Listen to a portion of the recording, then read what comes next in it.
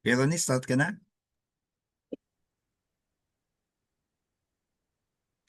A reading from Jeremiah 29:11.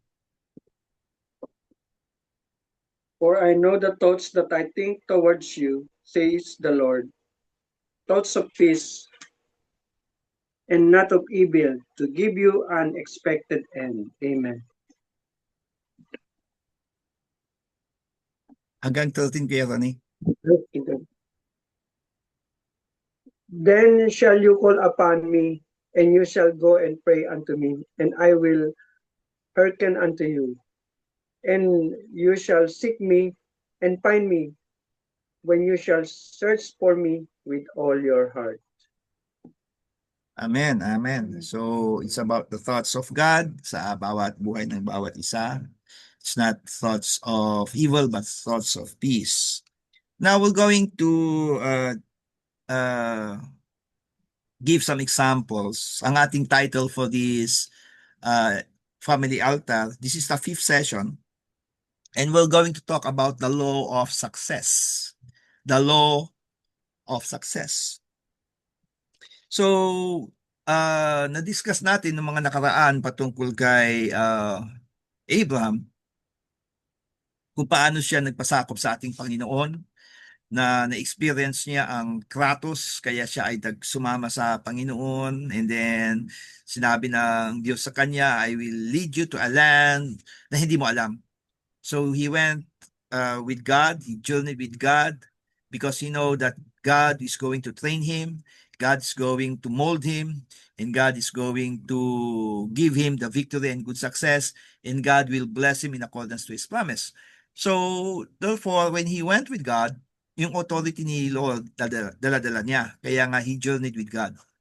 And from this, we can see that Abraham was blessed, and he became the father of many nations. Now, afterwards, nagkaroon si Isaac, and then si Jacob. Sa buhay ni Jacob, ang pinakamakulay na buhay dito sa kanyang mga anak, walang iba kundi si Joseph. So, ang ating i-discuss ngayon tatlong karakter, kung paano sila naging successful. Okay? Sabihin nga natin lahat successful. Okay, so the law of success, pag-usapan muna natin si Joseph the Dreamer. Joseph was the 11th son of Jacob. He was the firstborn of Rachel. Tama po ba? Okay? Si Rachel ang kanyang nanay, at ang kanyang kapatid mula kay Rachel, walang iba kundi si Benjamin. So he was the 11th son. At siya ay mahal na mahal ng tatay niya, because siya yung unang anak mula kay Rachel, not kay Leah. So dito mo makikita na ang mahal talaga niya ay mas mahal niya talaga si Rachel, not Leah. But anyway, hindi yun ang di-discuss natin.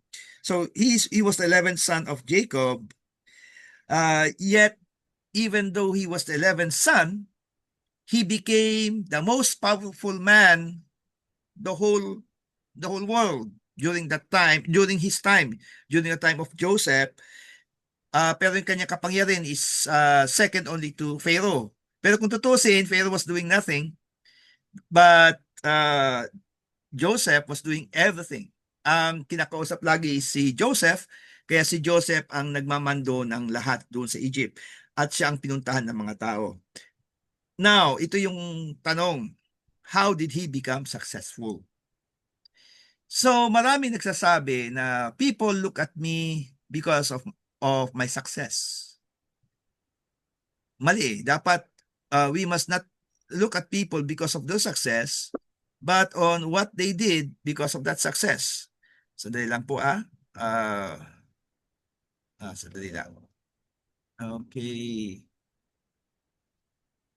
Sandali lang po. Okay. So, Kuya Michael, ibabalik ko sa iyo ang host. Okay. Copy. So, now, okay. So now his success was not a success wherein masyadong masaya. His success was filled with fearful tearful. Okay? Fearful, nakakatakot at tearful, nakakaiyak na experience. Pag-aralan natin kung ano yung mga na-experience niya. Number one, lahat ng kapatid niya galit sa kanya. Tama? Basahin ninyo ang Genesis chapter 39. Pababa. And then, muntikan siyang patayin ng kanyang kapatid, mga kapatid. Maghahatid lang siya ng pagkain, muntikan siyang patayin dahil sa selos at inggit. Binenta siya. At pagkabenta sa kanya, naging slave siya.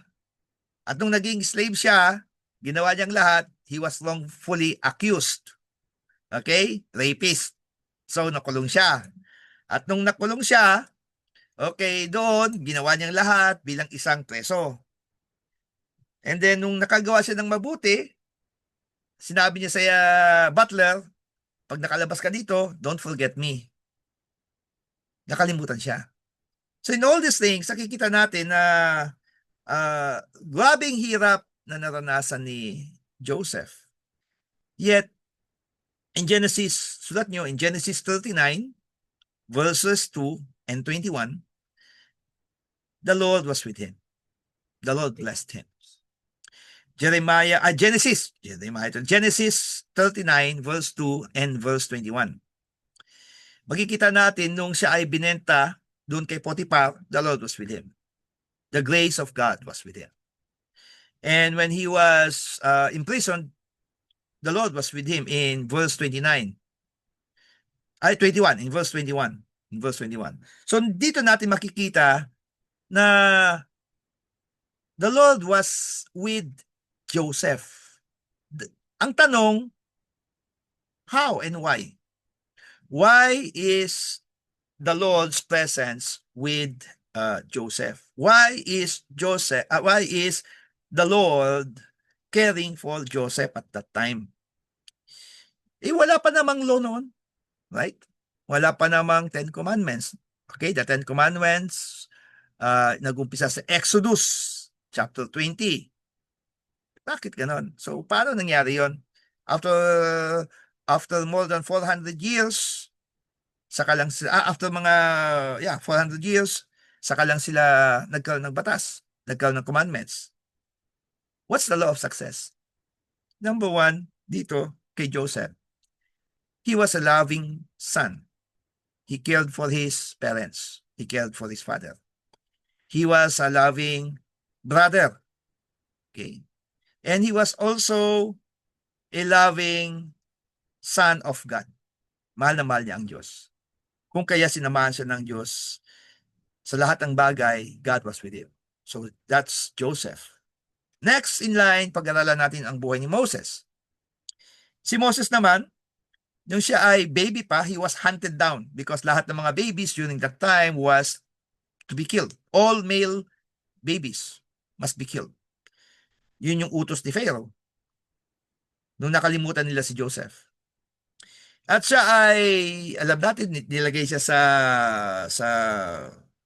isang sisidlan at pinaagos doon pinaagos doon sa river. And then nakita siya ng princess at siya ay pinalaki as an Egyptian. But ang nag-win sa kanya, ibig sabihin nagpalaki yung talagang hanggang sa makalakan siya, walang iba kundi yung nanay niya rin. Okay? Nakikita natin yan sa Book of Exodus. Now, after that, alam niya na Hebrew siya. At noong pinagtanggol niya ang kanyang mga countrymen, ang Hebrew, they rejected him. Isinumbong siya sa mga Egyptians. Kaya nga from Prince of Egypt, naging most wanted. Hinanting siya. Kaya umalis siya, pumunta siya sa wilderness, at pumagsak siya doon sa kanyang father-in-law, walang iba kundi si Jethro. And he became from prince to most wanted to a shepherd. Grabe ang biglang shift ng kanyang status from royalty biglang bagsak. So after 40 years of being in doon sa sa wilderness at pagkikill sa mga shepherd, after 40 years, God again nagpakita sa kanya and then sabi niya, go back to Egypt. So he went back to Egypt and doon siya, he was rejected again by the Hebrews. And then, nung nangyari na lahat ng mga signs and wonders, still the people murmured, nagreklamo. Alam natin yan. So, hindi na natin papahabain. But in all these things, ano napansin nyo? God did not leave him. God was still with him. Bakit? Because of him keeping the law and loving God. Inulit ko, keeping the law. The third, sabi ko tatlong pag-uusapan natin ngayon. And then we will go to the lessons. Si Samson. Alam natin yan, si Samson, ang kanya, na siya ay isang Nazarite, na ang batas sa Nazarite ay hindi sila gugupitan. Okay, gugupitan. Mga lalaki, mahabang buhok. No razor will touch the hair. Okay? So, doon daw niya nakuha ang kanyang kapangyarihan. At hindi niya sinunod ang utos ng Diyos at siya ay nag-asawa ng isang Philistine. Ang pangalan ay Delilah. Maski wala doon sa Bible that she was a Philistine, she was aiding the Philistines. Therefore, her heart is with the Philistines. Kaya Philistine siya. Kasi puso niya pinagtatanggol niyang Philistines. Therefore, bawal yun sa Panginoon. So he disregarded God. Second, he trusted Delilah more than God. Sinabi niya ang kanyang buhok na hindi pa siya nagugupitan. At nung nagupitan siya, nawala ang kanyang lakas. So ang lesson dito kay Samson, wala sa buhok ang lakas niya. Bakit siya nanghina? Because he disobeyed God. And his love was shifted from God to Delilah. Anong consequence? Binulag siya at siya ay ginawang ginawang display. And one time nung nagkakasiyahan sila, dinala siya, pinakita, this is the most powerful man of in Israel. He defied me. He defied all the Philistines. Now look at him. He's blind and he's weak. At doon, nanalangin siya kasi naramdaman niya parang humahaba ang buhok niya. Nanalangin siya. At sabi niya, gamitin mo pa ako, Lord. So, in his last breath, napatay niya ang lahat ng mga naroon. Mas marami siyang napatay na Philistines sa time na yun as compared noong siya ay malakas, na siya ay maayos. So therefore, sa tingin ninyo, what is the law of success? Ano kaya ang law of success? Paano ka magiging successful? How can you be successful like Joseph? How can you be successful like Moses? And how can you be successful like Samson? Now, nakikita natin sa Facebook, marami ako nakikita kasi dahil yung binabrowse ko kasi sa Facebook at saka sa Google is mga great men. May pinapakita sila Steve Jobs, sila Bill Gates, at yung ibang mga sikat na mga tao yung gumawa ng Google, ng Gmail, kung paano sila sumikat, nag-umpisa sila sa pagiging down. So, success is not about yung andito ka na Success is dito sa gitna. How you will proceed to success. So, pansinin niyo si Joseph. Did he try to be successful? Pag-aralan natin. Did Joseph try to be successful? Did Moses try to be successful? Ito lang dalawa, wag mo natin pag-usapan si Samson. Ito munang dalawa, si Joseph at saka si Moses. Did he try to be successful? Did they try to be successful? The answer is no. No. They did not try to be successful. What did they do? Okay? They obeyed God's law. Inulit ko. Success is not trying to be successful. But success is the result of the obedience to God's laws. Okay. Sa lahat ng bagay, if you are obedient to the law, you will be successful. For example, ang isang let's say for example, ang isang tubero, for example, in my instance, isang tubero, magpapaayos kami ng ng gripo, kaya yung pump, Jetmatic, like that. May alam ako. May alam ako. Pero hindi ako bihasa. Kaya kung akong gagawa doon, hindi ko alam yung law patungkol doon. Pero may isa na simula bata pa, yun ang ginagawa niya. Alam niya yung batas niyan. Alam niya ang kuting-tingin lahat. Alam niya lahat yan. Kaya tunog pa lang, alam ko, kailangan ito palitan, ito palitan, ito palitan. Kung ako, ang dami ko papalitan. Ang dami ko gagastusin. Why? Because hindi ko alam yung law. What I know is just some of the law, but not all the law. Kaya nga, if you want to be successful, you must know the law. Kaya ang isang mekaniko, they must know about the law of the engine, the law or how the engine works. Ano yung papaano na gumagana ang makina, papaano na papaandar yung gulong, all of those. Kailangan niya malaman yung mechanics.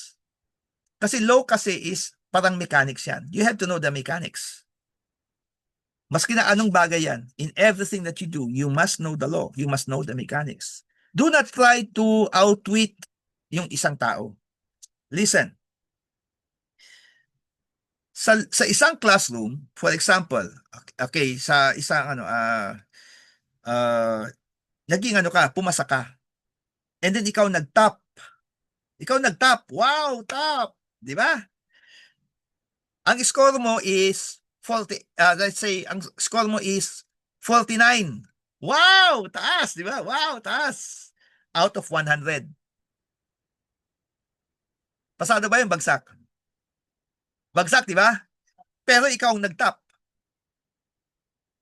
You are the number one. Lahat bagsak, lahat below 49. Ikaw lang ang naka-49, therefore ikaw ang nag-top. Pero, are you successful? Success is not defined by competing, by being better sa katabi mo. Inulit ko.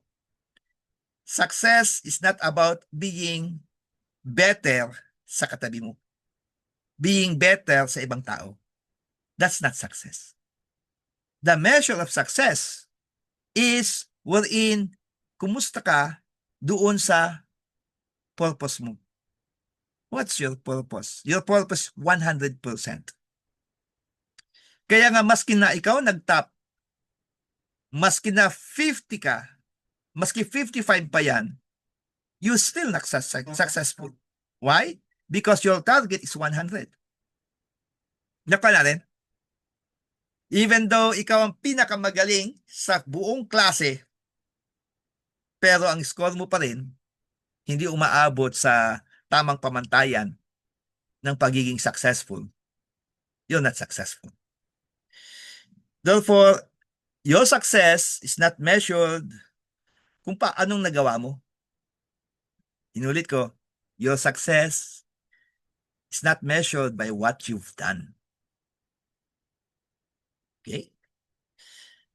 But your success is measured on what you have done to the skills that you have. Inulit ko. Your success is not measured by what we have done.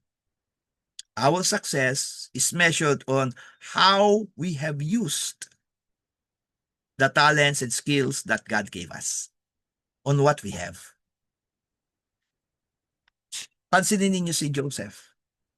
Joseph, wala siyang dala.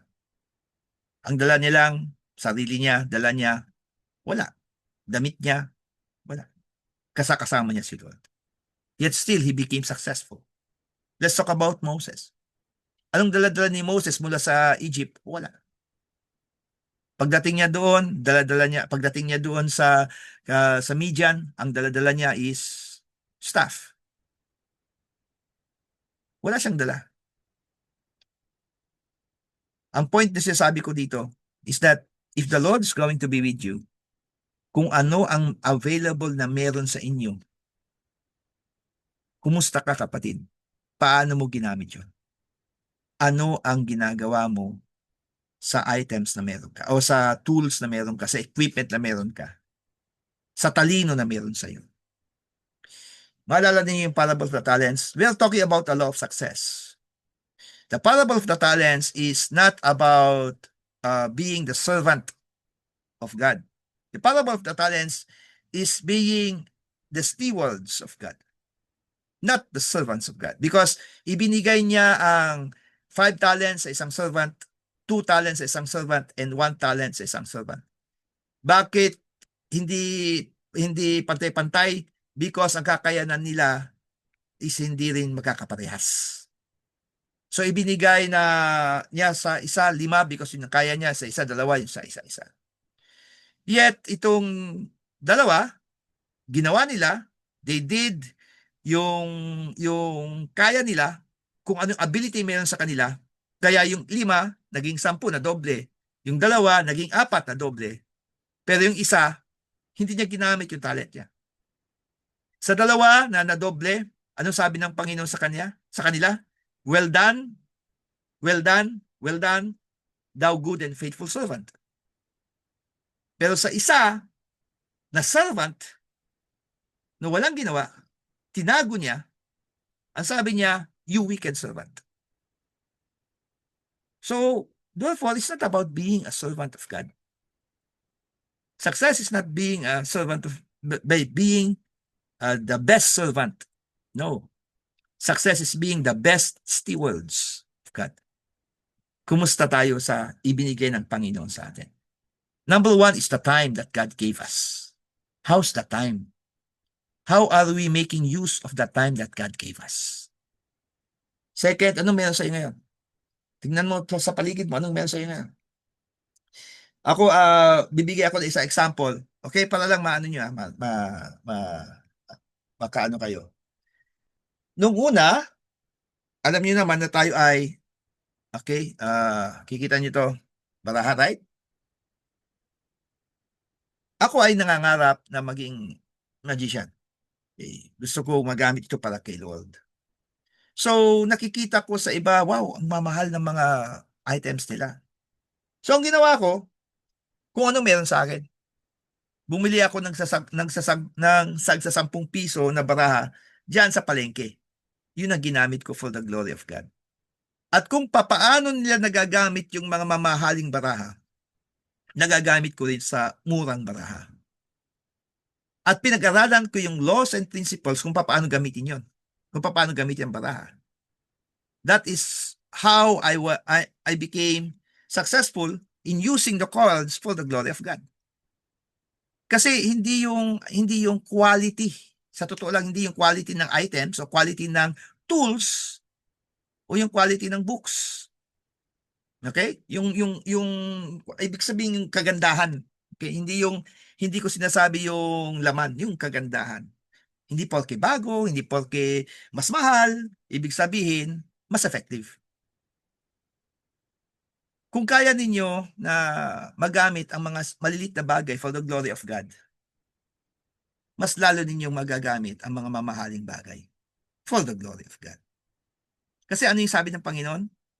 Well done, thou good and faithful servant. You have been faithful to few things. Now enter into the joy of thy Lord, and I will make you rulers over all, over greater things. So stewardship, nag-uumpisa tayo sa kung ano lang yung meron sa atin. Law of success is not naiinggit ka sa success ng isa, sa nagagawa ng isa. Walang inggitan. Ang mistake na maraming mga tao ngayon, isa na ako doon, okay, inuulit ko, isa na ako doon, naiinggit ako sa na meron sa iba. For example, okay, pag manonood ako ng Got Talent, okay, nakita ko, wow, mas magaling sila kaysa sa akin. Parang ayaw ko na mag-share na gamit ang baraho. Ayaw ko na mag-share using magic because mas magaling sila sa akin. So, but that's not it. paano mo ito ginagamit for the glory of God. So success, the law of success, if you want to be successful, una, is that you have to really use whatsoever your hands find to do and do it for the glory of God. Gawin mo ito lahat para sa Panginoon. Number 2, pag-aralan yung maigi. Study. In everything, study. Yan lang yung talagang ano natin eh. Yan yung talagang ano natin, what do you call this, bentahin natin eh. Kapag napag-aralan natin, at patuloy na pinag-aralan natin, mamamaster natin. At pag na-master natin, we will become successful. Amen? Do you have any questions about the law of success? Klaro po ba? This is our 5th session. Last 3 sessions, and then you will have your certificates sa lahat na nakakumpleto ng session natin. Pero bago yun, meron tayong exam or quiz. Okay? So, this ends our discussion. Punta na po tayo sa question and answer. So, meron po ba kayong mga tanong? Wala po. Mabait. On cam nga kayong lahat. Gusto ko kayong makita. Okay, hallelujah. Praise the Lord. Yung tanong ni Kuya Ronnie pala about the gospel of truth. Okay? There is no such thing as gospel of truth in the Bible. There is word of truth. The gospel of truth is not about Jesus. It's about knowledge. Yun nakakatakot doon. Kaya nga may ingat na ingat ako sa pagsasalita kasi minsan kasi natatangay ako sa ibang mga speakers. Minsan natangay talaga ako, nagaya ko sila. Na hindi ako nag-consult sa final authority natin sa Word of God. Kaya, ay, grabing hingi ko ng tawad sa Panginoon. So, so the gospel and the gospel of truth ay magkaiba. Malayo yan, malayo. Okay? Kasi, explain ko lang sandali, bigyan niyo akong 2 minutes. The gospel of truth, it is not part of the New Testament. It is not the New Testament. It's not even acknowledged by the canons. Heretical yan. Heresy. Hindi nila kinikilala si Jesus as Savior. Ang kinikilala nila, knowledge will save you, not Jesus Christ. They did not believe that Jesus is the Messiah. They did not believe that salvation is through the sacrifice of the Son. Ang alam nila, salvation is through knowledge. Kaya mas authority nila ang Gospel of Truth, which is a book, kaysa sa New Testament Bible. Okay? So that's the answer sa tanong ni Kuya Ronnie. At yun naman sagot para kay Mama. Gagawin ko rin ito, pero just short answer. Why is the word of God very essential sa ating buhay? Okay? Matthew 4:4, man shall not live by bread alone, but by every word of God. And then we were made in the image of God. In Genesis 2:7, and God breathed unto us the breath of life, and that's the Spirit of God. At yung Spirito na ibinigay sa atin ng Diyos, yun ang nagbibigay buhay sa atin. Yun yung ating, yun yung ating tubig kung tayo ay isda. Yung ating alapaap o hangin kung tayo ay ibon. Kaya kapag wala tayo sa Panginoon, ang espiritu natin nanghihina. At kapag nanghihina ang espiritu, take note, man became a living soul because of the Spirit. The word of God, okay, John 6:63, it is the Spirit that quickeneth, the flesh profits nothing. The words that I speak unto you, they are spirit and they are life. Ang nagsabi nito walang iba kundi si Jesus. Sinabi niya sa kanyang mga disipulo. At ang kanyang mga disipulo ay hindi nila makuha ang ibig niyang sabihin. Kaya John 6:66, and many of his disciples followed him no more. So therefore, the reason why na ang Word of God kailangan natin is kung papaano kailangan ng isda na manatili doon sa tubig. Ang isda, pwede mong tanggalin sa tubig. Ilagay mo sa lupa. Pwede. Tatagal yan. Pero tatagal ng ilang minuto, pero hindi tatagal ng oras. Mamamatay yan. If you will remove a fish from its natural habitat, inulit ko, if you will remove something from its natural habitat, it will surely die. Hindi mo kailangan patayin. Kunin mo yung isda, sa net, itaas mo, hindi mo na kailangan patayin. Tinanggal mo lang sa habitat niya, mamamatay yan. The same thing with man. Tanggalin natin yung sarili natin sa presensya ng Diyos, we will die. We will die. We will surely die. Kaya ang napakahalaga ng salita ng Diyos because it keeps us alive. It makes us alive. Because Jesus is, the Word of God is the air that we breathe. It is the light unto our path. Okay? So yun po yung sagot doon, pero sagutin ko po ito ng mas sa ating Q&A. Do you have any other questions? Hello? Hello, Missy. Hello, Mabik. Abet, sino pa andyan dyan na naka-on cam? Si Kuya Ronnie. Hello, Kuya Ronnie. Yung iba naka-steady. Hello, Hazel. Hello, Ate Lorna. Hello, Lorraine. Hello, Mama. Okay. Hello, Jake. Sino kasama mo, Jake? Mag-isa ka lang. Oh, solo flight. Okay, hello, Marilyn. Si Nicole, nandiyan ba si Nicole? Wala ito si Nicole. Wala si Nicole. Si Marilyn, sino kasama mo, anak? Marilyn?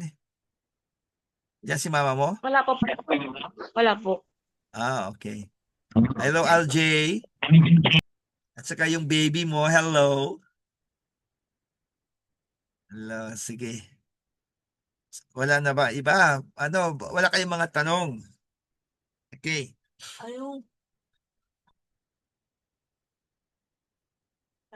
Tanong mo? Sige, yan mo tanong mo sa kanila para marinig nila. Okay, may tanong ako, Pastor. Ano yung difference ng,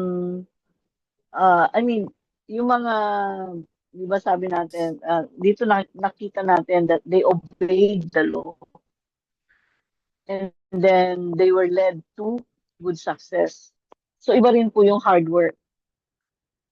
Kasi yung mga, we have to, yung mga politician, they define yung kanilang, let's say, kahit na hindi politician, kahit yung mga iba, they define yung kanilang material, is a good, a success sa kanila yun eh.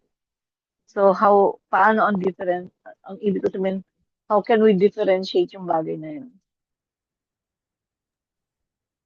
There are two kinds of law. One is the natural law, and second is the divine law. These are the two immutable law, or the two laws that wherein you can never break. So the natural law, these are the laws wherein it is natural. Kaya nga natural law eh. Ando doon nga yung term na nature. So therefore, the natural law, kasama na dyan, let's say for example, pinakamaganda dito is ang pagiging mekaniko. Ang law of mechanics, that is still a law. Si Abet, nurse siya. Okay, si Justin, nurse din siya. Alam niyo yung law patungkol sa katawan ng tao. Mas alam niyo ang patungkol sa medicine as compared sa iba dito. Si Pastora, alam niya patungkol sa dugo. O patungkol because medtech siya, pati rin si Lorraine. Wala na ako pa. So lahat, mayroon tayong mga law na sinusunod. May mga law tayo na sinusunod in accordance to our profession, in accordance to what we do. For example, the law of carpentry. Ako, mayroon akong lagari. Magandang lagari ko. Sige, maglagari ako. Hindi naman ako sanay maglagari. Hindi ko rin alam ang prinsipyo ng lagari. So ngayon, nakakaisang plywood pa lang ako, yung karpentero talaga na alam niya yung law, naka-100 na siya na naputol. Ako isa pa lang. Nakakuha na rin. It's not about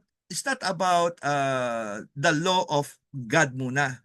It's the law of man. Okay? Una muna, law of man. If you want to be successful, ano yung law na mechanics? Mechanics ng trabaho mo, the law of your work, the law of everything that you do, the law of business, the law of prosperity. So, ano dyan lahat yan? At yun namang about the spiritual laws, dyan naman ang isang napakaganda na dapat natin pag-aralan because dyan nagsisimula yung tinatawag na himala. Okay? So, yung hard work kasi, many people are hard workers. Many people are hard workers. Pero they do not obey the law. All the principles of the mechanics kung saan sila nagtatrabaho. Kaya even though they do hard work, wala pa rin. Kaya nga, i-compare mo isang tao, hard worker, yung isa naman is smart worker. Don't work hard, work smart. Di ba? Alam natin yon. Don't work hard, work smart. Okay? Pag sinabi mo work smart, you know the law. You know the principles. Nakuha natin? Kaya nga, success is not on what you have done, but success is about the obedience of the law o the obedience to the mechanics ng iyong trabaho, ng iyong negosyo, ng anumang ginagawa mo. At syempre, kailangan mo rin pa rin pumunta sa divine law, which is a immutable law, irrefutable law, and unbreakable law. Kailangan mong pumunta doon. Okay? Have I satisfied the answer? The question? Okay. Meron pa ba kayong mga tanong? The time is maaga pa. Meron pa tayo 8 minutes. Okay? Wala na? Ang babait talaga ninyo. Wala kayong katanong-tanong. Okay. So, klaro yung ating lesson ngayon. Lorraine, may tanong ka, anak? Wala po, Pastor. Marilyn, may tanong ka, anak? Wala din po, Pastor. Wala. Pero Ronnie, Pastor, ano po yung sa success po, meron yung good success and bad success. yeah. Yung good success is because you obey the law. Yung bad success is you did not obey the law. Ano yung bad success? Magbigay ako ng example. Nagnakaw ka. Naging successful ang iyong robbery. You did not obey the law. Even though you are successful in robbery, hindi tatagal yan. So yun yung isang example ng bad success. Meron din success wherein nandaya ka. Okay, for example, nag-cheat ako sa exam. Di ba? Nag-cheat ako sa exam. Pumasa ako. Naging engineer ako.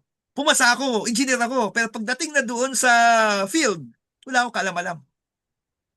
Kaya nga maraming kamote driver. Ha? Bakit maraming kamote driver? Because of bad success. They were successful in getting their license, pero they are not drivers. Nakuha natin? So, bad success is not keeping the law. Good success is keeping the law.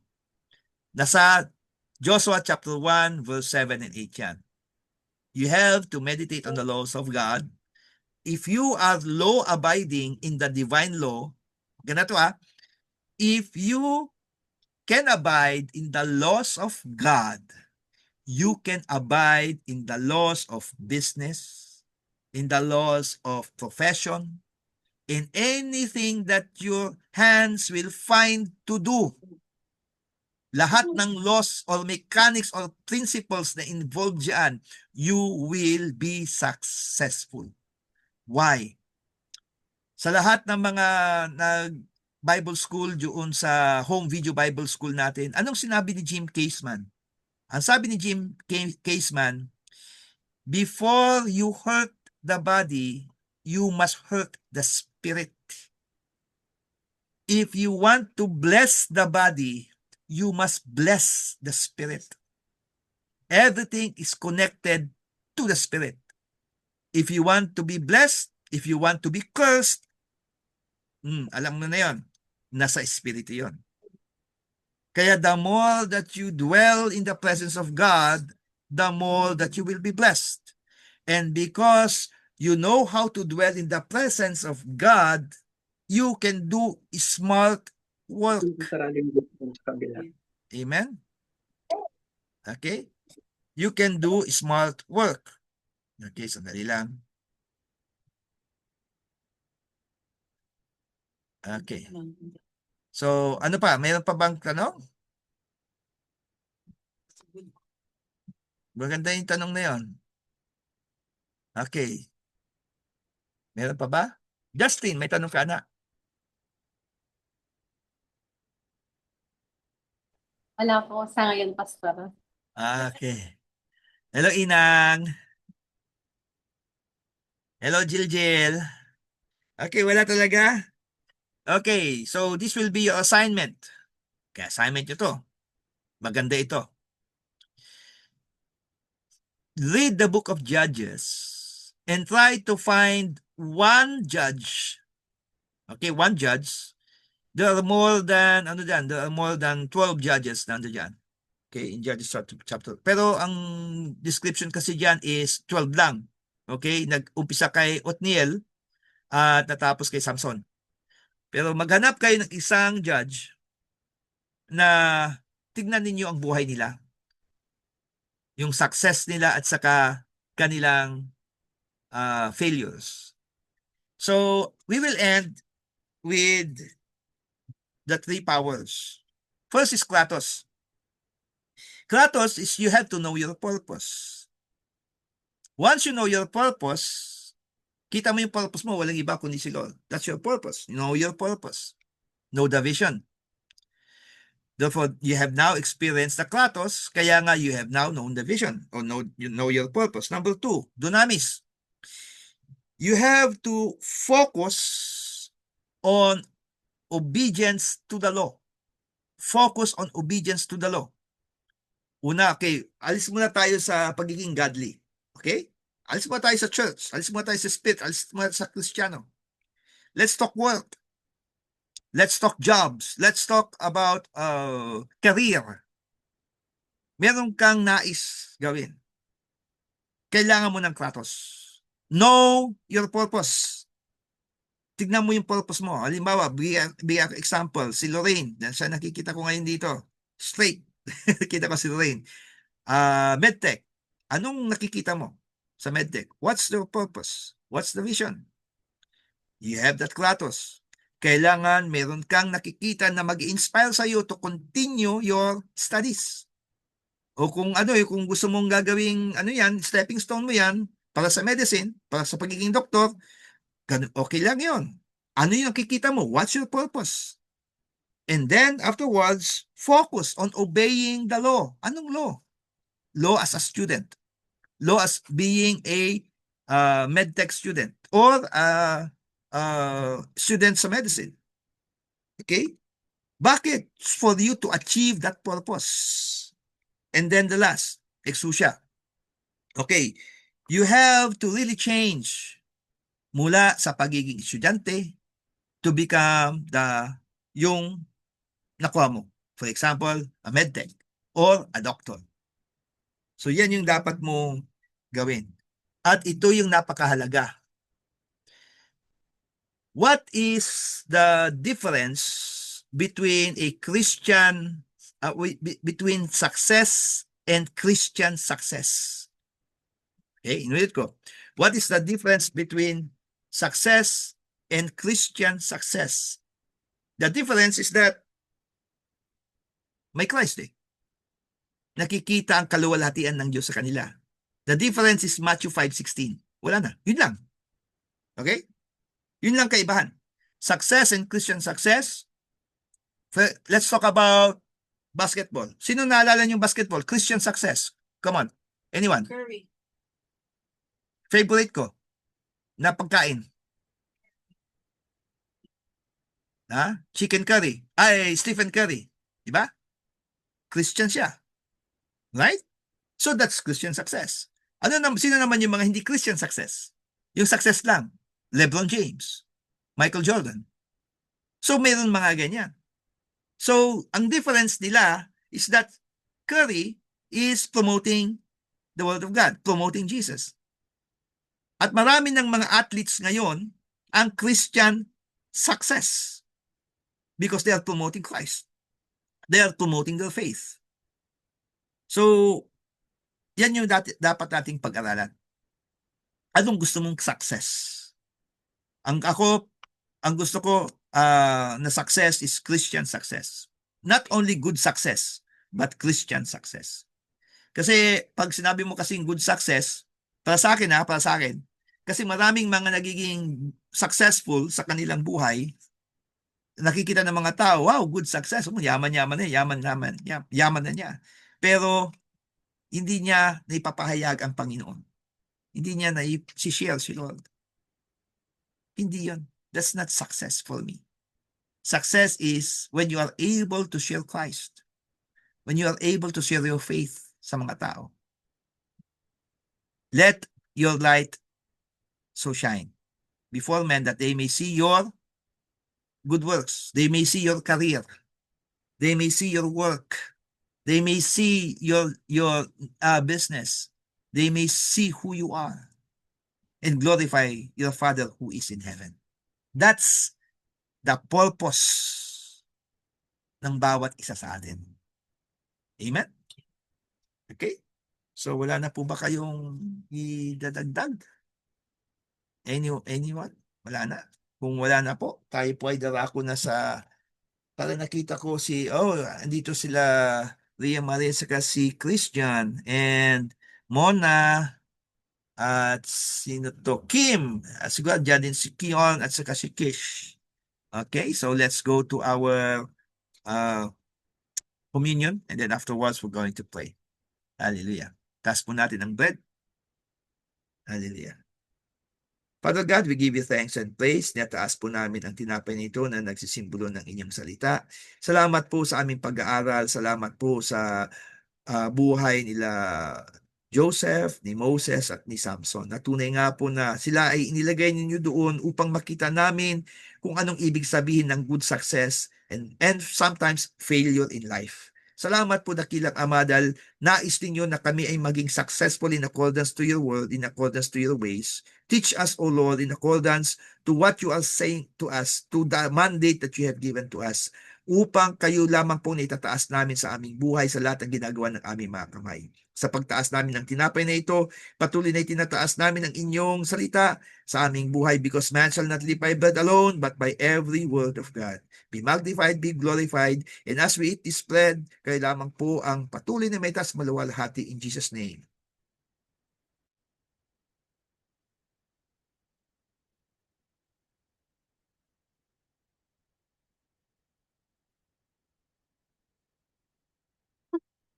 Taas po natin ang juice. Muli dakilang Ama, kami po ay nagpapasalamat sa inyo. Tinataas po namin ang juice na ito na nagsisimbolo ng inyong Espiritu Santo. Kayo lamang po ang kumilos ng malaya sa aming kalagitnaan at kayo lamang po ang magdala sa amin sa landas ng nais ninyo, landas ng inyong tagumpay at kaayusan. Be magnified, be glorified. And as we drink this cup, patuloy na pagpalain po kayo at kayo lamang po may taas sa aming buhay. Sa ngalan ni Kristo Jesus. Amen.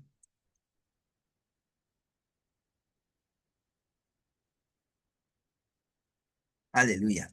Tayo patuloy na manatili sa presensya ng ating Panginoon. Dakilang Ama, minsan pa kami nagpapasalamat sa inyo. Salamat po sa patuloy na pagsama niyo sa bawat kapatid ko na narito. Alam niyo po ang bawat sitwasyon namin. Lord, success is not about just prayers.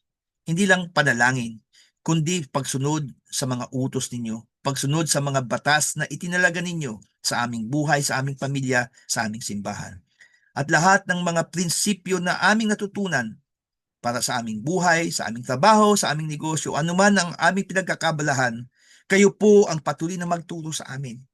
May sa puso namin, may sa isip ang lahat ng mga batas na ito upang kami ay madala ninyo sa landas ng nais ninyo. Landas ng inyong tagumpay at kaayusan. Dahil yan ang nais ninyo, that is what you have designed for us to become a success. Good success, Lord, ang nais nyong matanggap ng bawat isa. At nais naming maipakita sa lahat ang inyong pagkilos sa aming buhay. Sa lahat ng aming mga ginagawa, sa lahat ng aming mga trabaho, sa lahat ng aming mga negosyo, be glorified and be magnified.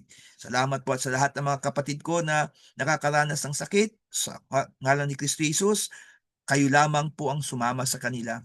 Let your healing touch be upon them. Touch them, O Lord God, and continue to bless them with the might of thy presence.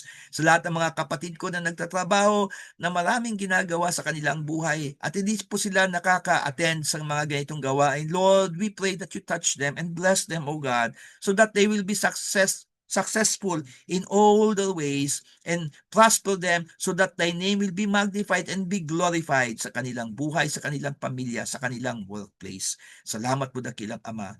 At sa gabing ito, patuloy na kayo lamang po ang may taas at maluwalhati sa bawat buhay namin. Let thy kingdom come and let thy will be done sa aming buhay as it is in heaven. The Lord bless you, the Lord keep you. The Lord make his face shine upon you and be gracious unto you. The Lord lift up his countenance upon you and give you peace. In the name of the Father, and of the Son Jesus Christ, and of the Holy Spirit. Amen, amen, amen. Hallelujah. Praise the Lord. Kuya Michael, if you kumantas, screenshot po tayo lahat. Open cams. Sige po, open cam po tayo.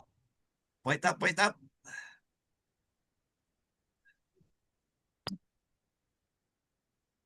Alright, sige. Point up po tayo. Ayan, alright. 1, 2, and 3. Okay, isa pa po. Alright, 1, 2, and 3. Alright. Okay, good night, good night. God Good bless night, all. everyone. God bless. God bless.